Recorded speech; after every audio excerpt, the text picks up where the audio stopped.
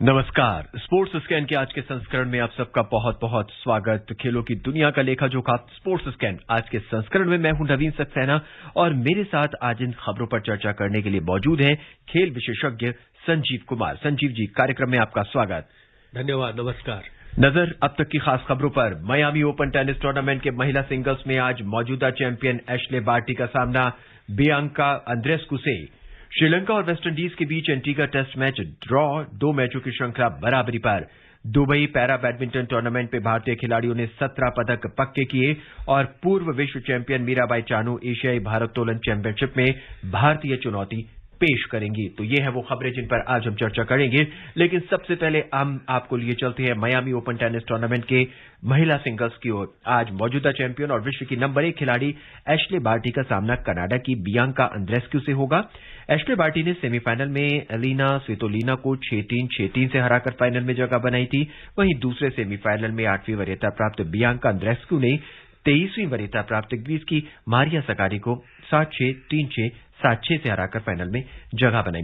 संजीव जी, एक बार फिर जो है टेनिस के सारे टूर्नामेंट धीरे धीरे शुरू होने हो चुके हैं लगभग, और ये जो एटीपी टूर्नामेंट है इसे हम विंबलडन से पहले एक तैयारी का टूर्नामेंट मान सकते हैं। और जिस तरह से एश्ले बार्टी ने परफॉर्म किया है इस पूरे टूर्नामेंट में, एक अच्छे खिलाड़ी के रूप में वो नजर आ रही है। बिल्कुल। और विंबलडन से पहले फ्रेंच ओपन भी है और वर्ल्ड नंबर 1 है और काफी सारे टूर्नामेंट्स में वो नहीं खेली थी बिकॉज वो पहले कंसर्न था उनको कोरोना को लेके, तो काफी जगह वो ट्रैवल नहीं कर रही थी। और एक और मैं बात बता दूं कि अभी ये चर्चा हो रही थी कि वो शायद अनफिट है, पूरी तरह फिट नहीं है एश्ले बार्टी।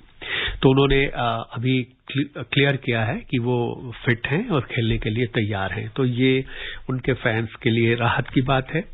और मुझे लग रहा है कि जो रैंकिंग वाइज देखें या परफॉर्मेंस वाइज देखें, ये दोनों खिलाड़ी बहुत फर्क नहीं है और एक अच्छे मुकाबले की हम उम्मीद कर सकते हैं। जी, सेमीफाइनल की बात करें तो एश्ले बार्टी वो सीधे सेटों में 6-3, 6-3 से जीतकर फाइनल में पहुंची है। एक मजबूत दावेदार भी लग रही हैं।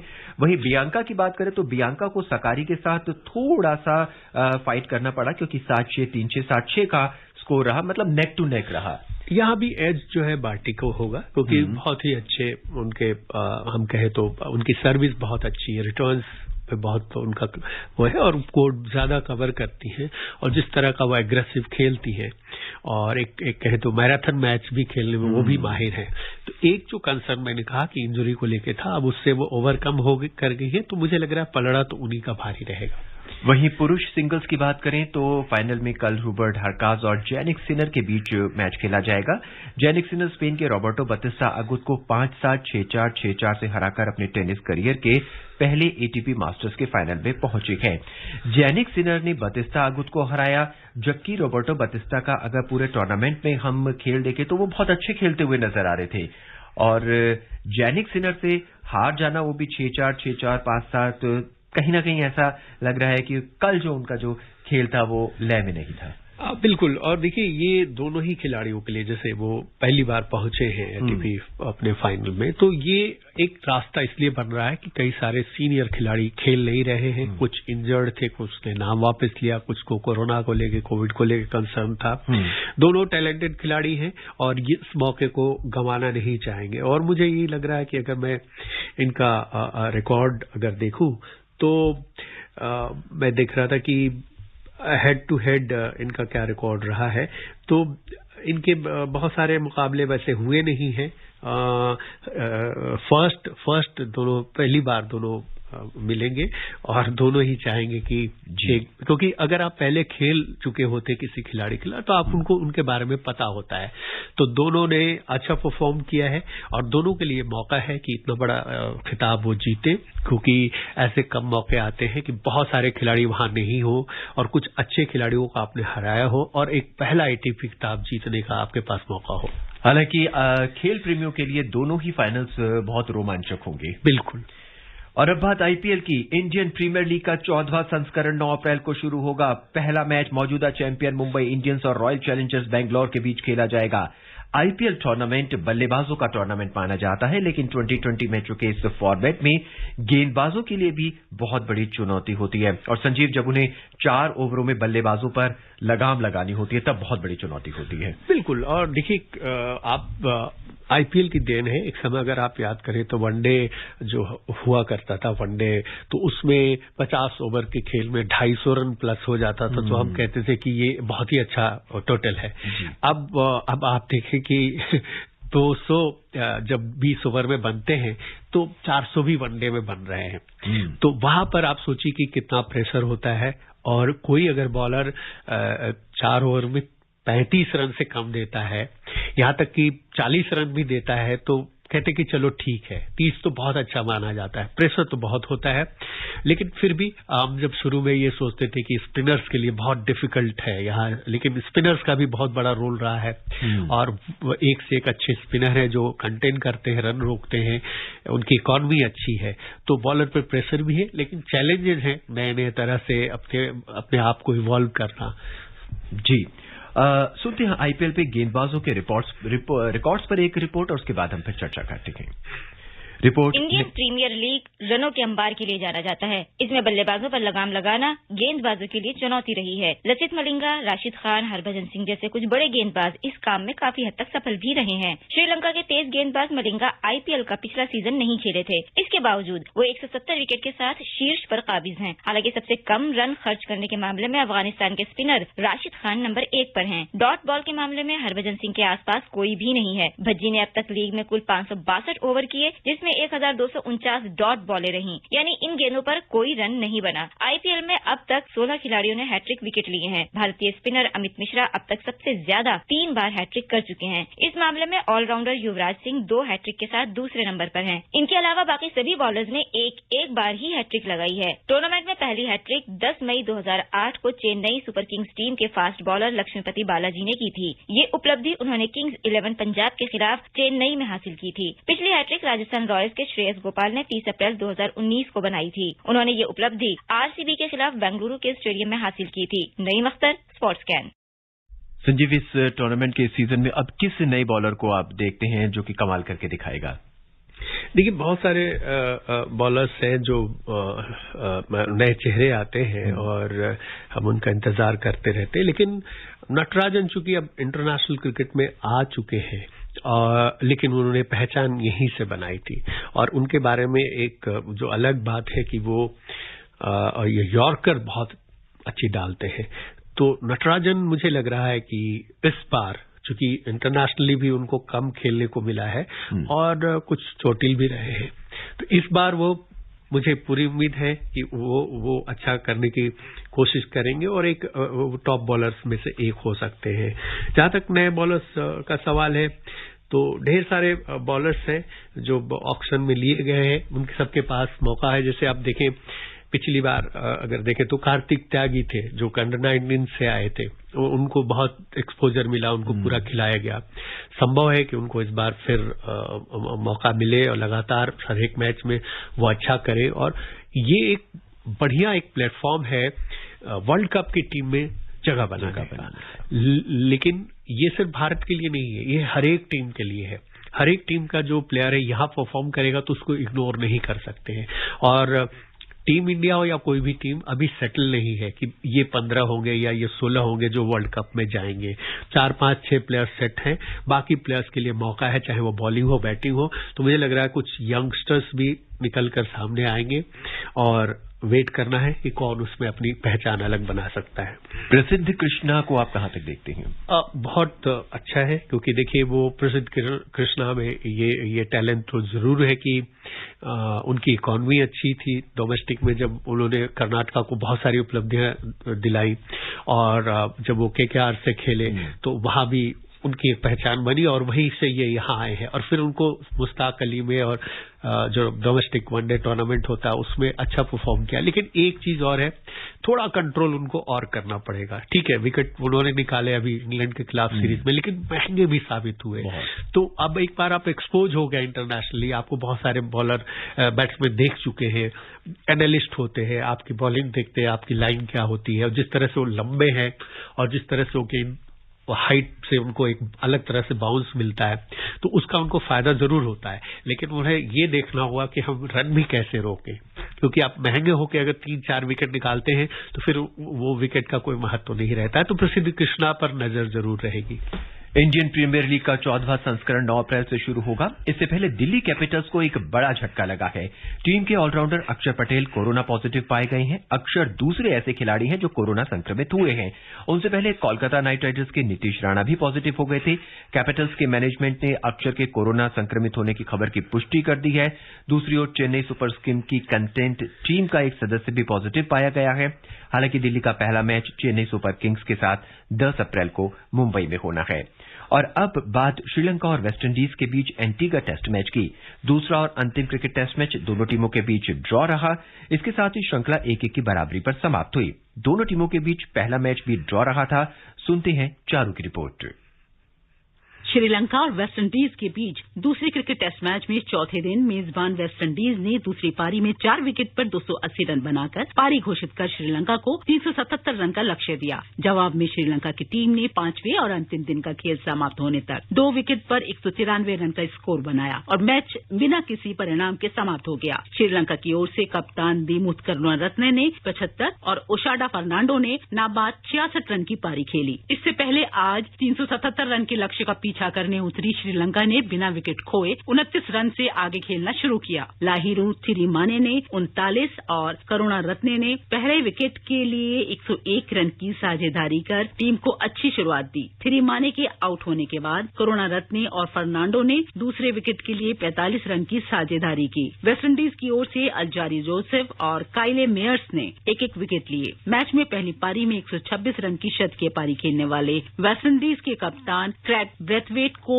मैन ऑफ द मैच का पुरस्कार मिला। श्रीलंका के तेज गेंदबाज सुरंगा लकमल को मैन ऑफ द सीरीज का पुरस्कार मिला। Charu Saxena, sports scan. संजीव, श्रीलंका की टीम शायद इस समय अपने क्रिकेट के सबसे बुरे दौर से गुजर रही है। उसके बावजूद भी अगर वो वेस्टइंडीज के साथ ड्रॉ खेलती है और दोनों ही मैच ड्रॉ खेलती है तो ये बहुत बड़ी उपलब्धि है। हाँ, देखिए दूसरे टेस्ट मैच जो अभी खत्म हुआ, दूसरे में बारिश से बहुत खेल बर्बाद हुआ। मुझे लगता है कि कुछ ओवर्स और होते तो उन पर प्रेशर होता, लेकिन तारीफ करनी होगी कि जो भी समय मिला, जैसे अगर आप देखें तो दूसरे इनिंग्स में जो उनके बैट्समैन हैं उन्होंने करीब 79 ओवर बैटिंग की और 193 रन बनाए, 2 विकेट। तो इसका मतलब ये है कि जरूर अच्छी बैटिंग तो हुई है दूसरी इनिंग्स में, क्योंकि पहली इनिंग्स में लीड बहुत बड़ी मिली हुई थी वेस्ट इंडीज को और एक अच्छा खासा टारगेट भी मिला था 377 रन का। तो सिर्फ ये नहीं हम कह सकते कि बारिश की वजह से ये ड्रॉ हो गया। बैटिंग भी अच्छी की, खासतौर पे जब दूसरी इनिंग्स में आप देखें तो करुणारत्ने ने 75 रन बनाए और ओशाडा फर्नांडो 66 पे नॉट आउट रहे। ये बुरा दौर तो जरूर है, क्योंकि बहुत स्टैब्लिश्ड प्लेयर जो होते हैं वो निकल जाते हैं। बहुत बड़े बड़े प्लेयर रहे हैं श्रीलंका की टीम में, अब नए प्लेयर्स आ रहे हैं और जगह बनाने की कोशिश कर रहे हैं। तो कुछ प्लेयर्स बहुत अच्छे निकल के आए हैं, उन पर हमें नजर रखनी होगी। जैसे एक नाम मैं लेना चाहूंगा, पाथुम निसंका जो आए हैं, बहुत ही टैलेंटेड बैट्समैन, उनके 21-22 साल के, उनके बारे में कहा जा रहा था पहले से कि 66-67 का एवरेज है फर्स्ट क्लास में। तो अभी आके उन्होंने आते ही पहले टेस्ट में सेंचुरी बनाई है। तो अच्छे प्लेयर्स, बुरा दौर तो जरूर है पर अच्छे यंगस्टर्स वहां से निकल कर आ रहे हैं। और क्रिकेट के बाद अब बात बैडमिंटन की। दुबई में पैरा बैडमिंटन अंतर्राष्ट्रीय टूर्नामेंट में भारतीय पैरा बैडमिंटन खिलाड़ियों ने शानदार प्रदर्शन करते हुए आज 17 पदक पक्के कर लिए हैं। सुनते हैं आज खेले गए मैचों पर मनीषा की रिपोर्ट। भारतीय पैरा शटलरों ने दुबई में तीसरे Sheikh Hamdan bin Rashid Al Maktoum Dubai para badminton international 2021 tournament में आज शानदार प्रदर्शन किया। प्रमोद भगत, मनोज सरकार, सुकांत कदम और नितेश कुमार कृष्णानगर, मानसी जोशी और पारुल परमार सभी सेमीफाइनल में पहुंच गए हैं। भगत, पलक कोहली और प्रेम कुमार अली ने सिंगल्स, डबल्स और मिक्स्ड डबल्स के सेमीफाइनल में जगह बनाने के साथ ही 3 पदक सुनिश्चित किए हैं। पूर्व विश्व चैंपियन भगत ने इंडोनेशिया के उकुन रुकेंडी को 21-16, 21-13 से पराजित किया। सेमीफाइनल में भगत का मुकाबला मलेशिया के मोहम्मद हुजैरी अब्दुल मालिक से होगा। पुरुष डबल्स में भगत और मनोज सरकार की शीर्ष वरीयता प्राप्त जोड़ी सेमीफाइनल में मोहम्मद अरबाज अंसारी और दीप रंजन बिसोई की जोड़ी के साथ खेलेगी। मिक्स्ड डबल्स में भारत और पलक कोहली की जोड़ी ने भारत के ही चिराग बर्था और मनदीप कौर को 21-10, 21-17 से हराया। अब इनका सामना फ्रांस के लुकास मंजूर और फास्टीन नोएल की जोड़ी से होगा। सुकांत कदम ने मलेशिया के मोहम्मद नौर हलमीन मोहम्मद जैनुद्दीन को 21-17, 21-8 से हराकर पुरुष सिंगल्स के सेमीफाइनल में जगह बनाई। मेजबान संयुक्त अरब अमीरात सहित 29 देशों के कुल 127 खिलाड़ी कोविड महामारी के कारण 1 वर्ष से अधिक समय के बाद इस पैरा बैडमिंटन टूर्नामेंट में प्रतिस्पर्धा कर रहे हैं। Manisha Khanna, sports scan. संजीव जी, अब भारत के जो पैरा एथलीट हैं वो हर खेलों में दिखा रहे हैं हम कहीं ना कहीं स्टैंड करते हैं। देखिए, ये बहुत अच्छी बात है क्योंकि हमारे जो पैरा खिलाड़ी हैं, एक समय ऐसा था कि उनके लिए स्टेडियम्स नहीं थे। पैरा जो खिलाड़ी हैं उनके लिए जो एक्सेस होता था, और व्हील चेयर हो या ऐसे भी, आप हर एक खेल में आप देखें तो ऐसे स्टेडियम्स भी बन रहे हैं जहां तक वो पहुंच सकते हैं और उतने ही उत्साह से वो प्रदर्शन करते हैं। अभी देखिए, जैसे शुरू में मुझे याद है देवेंद्र झाझरिया ने एक नाम बनाया और उनको सबसे बड़ा खेल पुरस्कार भी मिला, और इंस्पायर होते हैं जब इतने बड़े मंच पर और उनको सरकार की ओर से प्रोत्साहन भी दिया जाता है।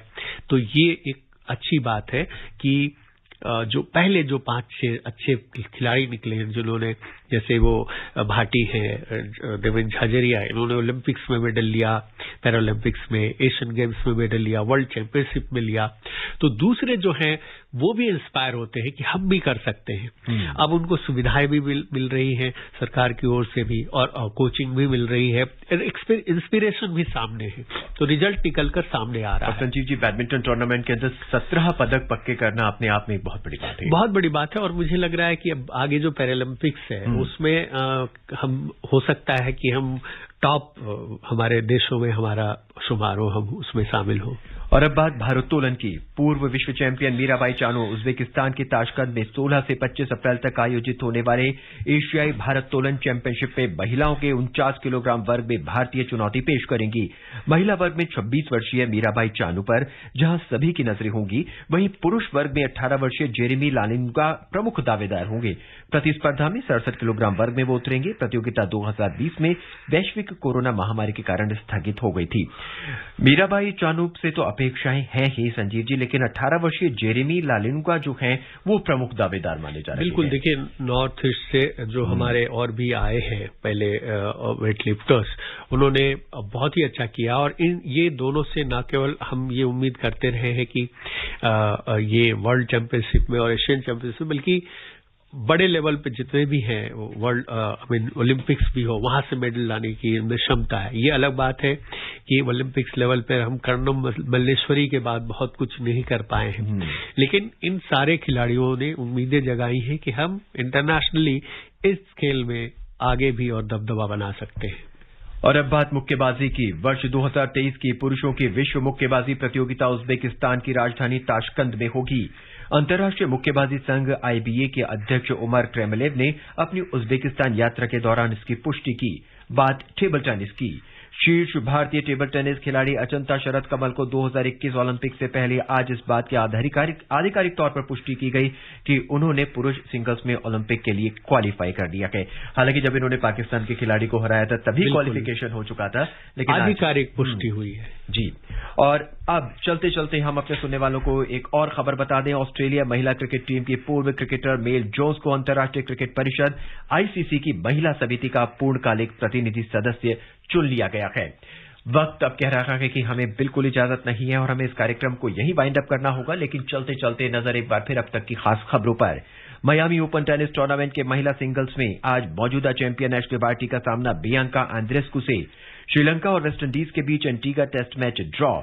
दुबई पैरा बैडमिंटन टूर्नामेंट में भारतीय खिलाड़ियों ने 17 पदक पक्के किए और पूर्व विश्व चैंपियन मीराबाई चानू एशियाई भारोत्तोलन चैंपियनशिप में भारतीय चुनौती पेश करेंगी। तो ये थी वो खबरें जिन पर आज हमने चर्चा की, और हमारे साथ थे खेल विशेषज्ञ संजीव कुमार। संजीव जी, आपका बहुत बहुत धन्यवाद। धन्यवाद। मुझे यानी नवीन को दे इजाजत। नमस्कार।